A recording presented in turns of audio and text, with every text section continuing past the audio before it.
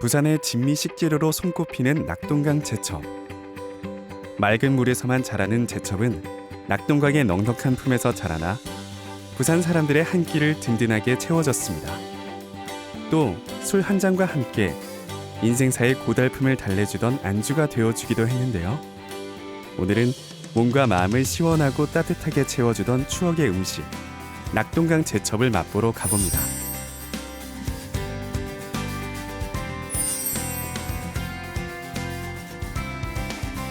낙동강 제첩의 역사를 알아보기 위해 찾아 나선 곳, 부산시 삼락동에 위치한 삼락제첩 거리입니다. 이곳엔 어떤 이야기가 깃들어 있을지 궁금한데요. 오늘도 음식 속에 숨겨진 옛 이야기를 전하러 온 손민수 씨를 만나봅니다.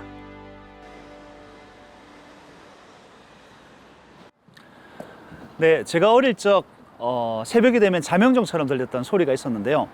제칫국 사이소 제칫국.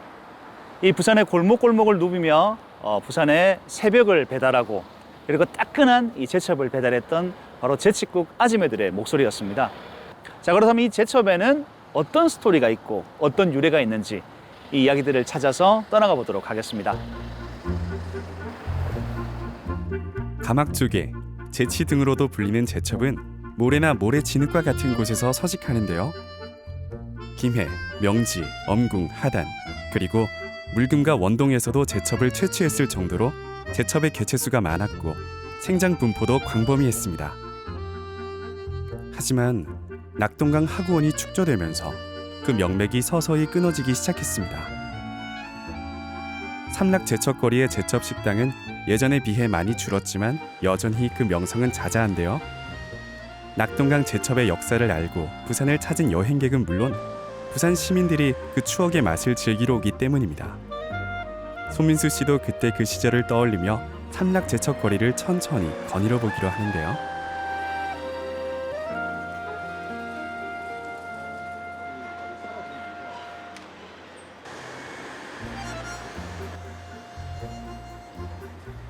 이 제첩이라고 하는 음식은 말 그대로 이 신석기 시대 때부터 먹었던 조개류라고 합니다. 일제강점기를 거치면서 대량으로 어획을 시작을 했고 한국전쟁기를 거치면서 대중화를 이룬 것으로 보여집니다. 네, 그럼 이제 오랜 역사와 이 스토리를 지니고 있는 이 제첩국을 한 그릇 먹어보면서 이 남아있는 제첩의 이야기들을 계속해서 풀어나가도록 해보겠습니다. 제첩국을 맛보기 위해 어느 한 식당을 향하는데요. 이곳은 오랜 시간 동안 자리를 지켜오고 있는 곳입니다.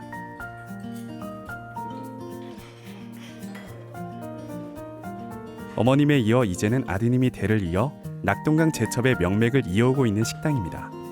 식사는 뭐로 준비해 드릴까요? 사장님, 제가 이제 아까 메뉴를 보니까 네. 그냥 제첩국하고 진국하고 이렇게 뭐 두 가지가 있던데 네, 그 네, 차이가 맞습니다. 있습니까? 한 자루를 삶아서 진국은 양이 한 20그릇 정도가 나옵니다. 아. 그러면 일반 우리가 제첩국이라고 하는 거는 한 40그릇 정도 나온다고 봅니다. 아. 진국은 말 그 자체로 국물이 훨씬 더 진하다고 보시면 됩니다. 아, 그러면 혹시 저 두 가지 다 맛볼 수 있겠습니까? 예.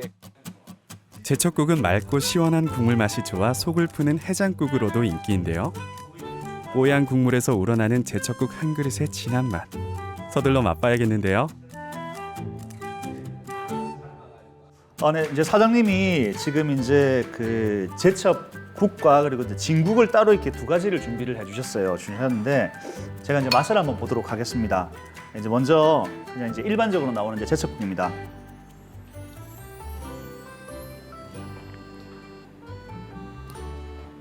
예, 우리가 아는 딱 그 맛이고요. 진국을 한번 맛보겠습니다.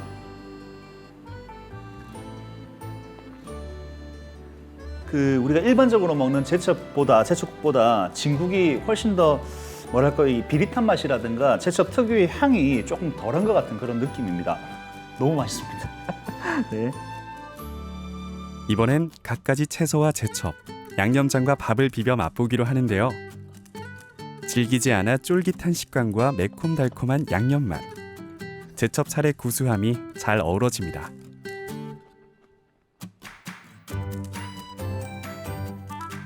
자, 이제 무침도 한번 맛보도록 하겠습니다.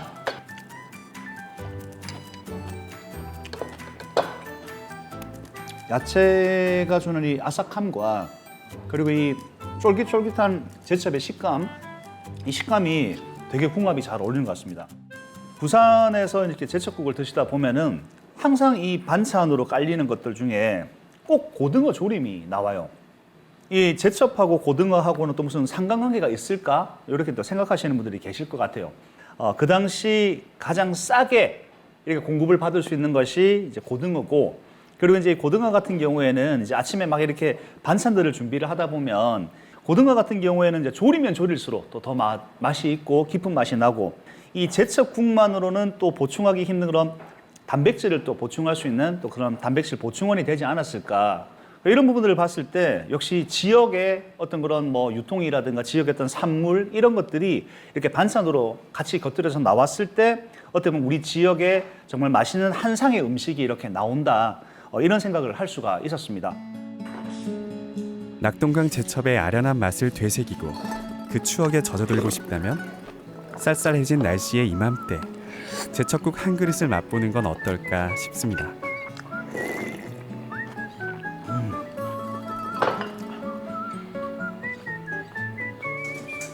주방에선 아주 특별한 분을 만날 수 있었는데요. 옛 향수를 느끼게 해주는 이곳의 일대 사장님을 만나볼 수 있었습니다. 안녕하세요. 네, 안녕하세요. 예. 예. 이건 어머니 이제 여기서 이제 가게 여신 지 40년이 넘었다고 얘기를. 40년이 넘었습니다. 그러면 특별히 좀 기억나는 손님이라든가 아니면은 뭐 이렇게 좀 에피소드라든가 뭐 이런 게 좀 있을까요? 어떤 분들은 이제 손지들 강, 아들 강 해가지고 와가 또 먹으러 오고 옛날에 진짜요? 예. 그럼 마음이 좀 어떠세요? 마음이 오시면 좋아해. 기쁘고 예. 기쁘지. 예.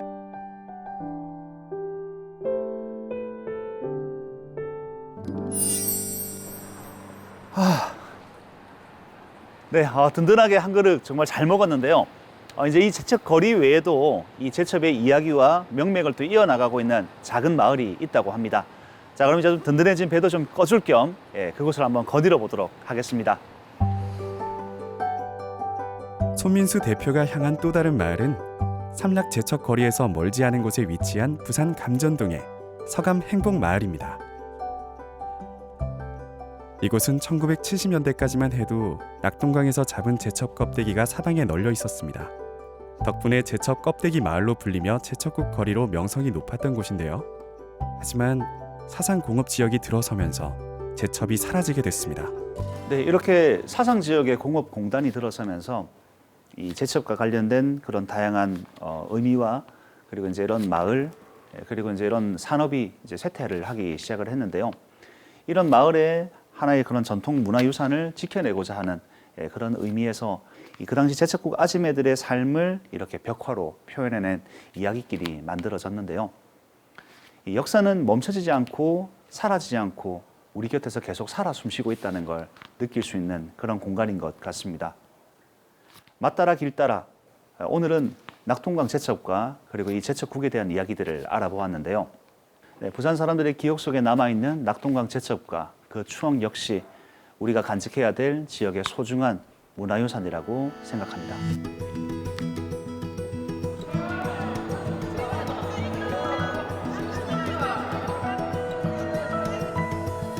아직도 어디선가 제첩국 아지매들의 목소리가 들려오는 것만 같습니다. 오늘은 오랜 역사와 추억이 가득 담긴 제첩국 한 그릇으로 마음을 따뜻하게 채워보는 건 어떨까요?